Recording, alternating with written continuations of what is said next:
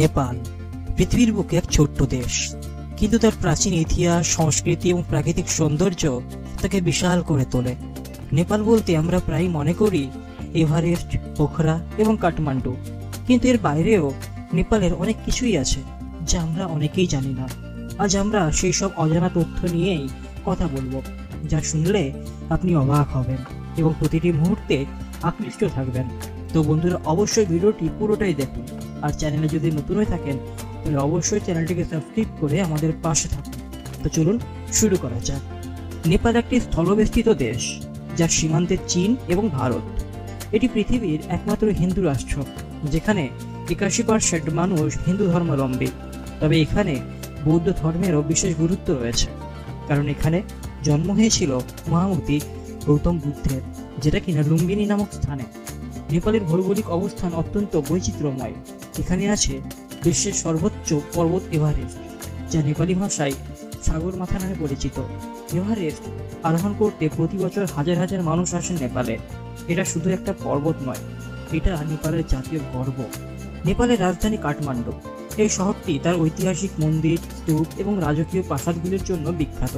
এখানে আছে বিখ্যাত পশুপতিনাথ মন্দির, যা হিন্দু ধর্মাবলম্বীদের জন্য অত্যন্ত পবিত্র। এছাড়া এখানে আছে স্বয়ম্ভুনাথ স্তূপ, যাকে স্থানীয় ভাষায় বান্দর মন্দির বলা হয়। এই মন্দিরটি বৌদ্ধ ধর্মাবলম্বীদের জন্য অত্যন্ত গুরুত্বপূর্ণ। কাঠমান্ডুর পাশে আছে ভক্তপুর, যা তার প্রাচীন স্থাপত্য এবং সংস্কৃতির জন্য বিখ্যাত। ভক্তপুর দরবার স্কয়ার, পটারি স্কয়ার এবং নাইয়াতকলা মন্দির এখানে প্রধান আকর্ষণ। ভক্তপুরের জুজুধৌ বা রাজকীয় দই খুবই বিখ্যাত, যা অত্যন্ত সুস্বাদু। নেপালের আর একটি বিশেষ স্থান হলো পোখরা।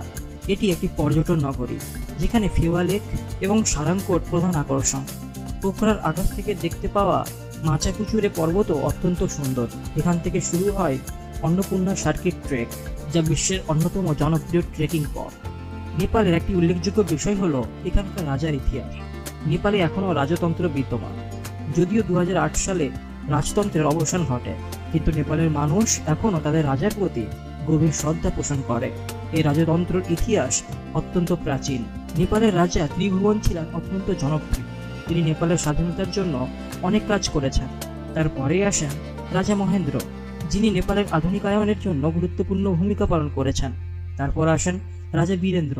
তার শাসনকাল ছিল শান্তি ও সমৃদ্ধির সময়।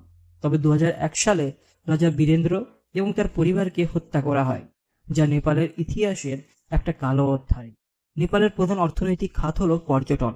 প্রতি বছর লক্ষ লক্ষ পর্যটন নেপালে আসেন, যার ফলে নেপালের অর্থনীতি ক্রমশ উন্নতির পথে এগিয়ে যাচ্ছে। এছাড়াও নেপালে কৃষি এবং রেমিটেন্সও প্রধান অর্থনৈতিক খাত। এখানকার প্রধান ফসল হলো ধান, মকাই এবং গম। নেপালে নারীদের প্রতি সম্মান প্রদর্শনের জন্য একটা বিশেষ অনুষ্ঠান আছে, যার নাম তিজ। এই উৎসবে নারীরা লাল পোশাক পরে নাচ গান করে এবং উপবাস করে তাদের পরিবারের মঙ্গল কামনা করে। এছাড়াও নেপালের সবচেয়ে বড় উৎসব হলো দাসাইন, যা সারা দেশে 15 দিন ধরে পালিত হয়। এই উৎসবে পরিবারের সকল সদস্য একত্রিত হয় এবং পূজা, নৃত্য, সঙ্গীতের মাধ্যমে দিনটা উদযাপন করে। নেপালের আরও একটা উল্লেখযোগ্য উৎসব হলো তিহার, যা দীপাবলির মতো। এই উৎসবে বাড়ির প্রতিটি কোণ আলোকিত করা হয় এবং গরু, কুকুর, কাক ইত্যাদি প্রাণীদেরও পূজা করা হয়। তিহারের সময় নেপালের প্রতিটি ঘরে ঘরে আলো এবং প্রদীপ জ্বালানো হয়, যা দেখলে মনে হয় যেন নক্ষত্র খচিত আকাশ নেমে এসেছে মাটিতে। নেপালের গ্রামীণ জীবনও খুবই আকর্ষণীয়। এখানকার গ্রামীণ জীবন খুবই সরল এবং প্রকৃতির সঙ্গে সম্পৃক্ত। নেপালের গ্রামের মানুষ খুবই অতিথিপরায়ণ। তারা তাদের অতিথিদের অত্যন্ত সম্মান করে এবং তাদের সাহায্যে সর্বদা প্রস্তুত থাকে। নেপালের শিক্ষা এবং সংস্কৃতির বিষয়েও অনেক অজানা তথ্য রয়েছে। এখানকার শিক্ষার মান অনেক উন্নত এবং এখানকার মানুষ খুবই অতিথিপরায়ণ হয়ে থাকে। তারা নিজেদের সংস্কৃতি এবং ঐতিহ্যকে গভীরভাবে মূল্যায়ন করে। নেপালের শিক্ষা ব্যবস্থা সম্পর্কে বলতে গেলে এখানে প্রচুর শিক্ষা প্রতিষ্ঠান রয়েছে, বিশেষ করে ত্রিভুবন বিশ্ববিদ্যালয়, নেপালের প্রাচীন এবং বৃহত্তম বিশ্ববিদ্যালয়। এছাড়াও নেপালে আন্তর্জাতিক মানের শিক্ষা প্রতিষ্ঠানও রয়েছে। নেপালের ভাষা সম্পর্কে একটা অজানা তথ্য হলো এখানকার সরকারি ভাষা হলো নেপালি। তবে এখানে প্রায় 123টি ভিন্ন ভাষা এবং উপভাষা প্রচলিত, যা নেপালের সাংস্কৃতিক বৈচিত্র্যকে প্রকাশ করে। নেপালের ঐতিহ্যবাহী পোশাক সম্পর্কে বলতে গেলে পুরুষদের ধুতি ও কুর্তা এবং নারীদের জন্য বুনিউ চলো খুবই জনপ্রিয়। এই পোশাকগুলো সাধারণত উৎসব এবং বিশেষ অনুষ্ঠানে পরিধান করা হয়। নেপালের সঙ্গীত এবং নৃত্যকলা খুবই সমৃদ্ধ।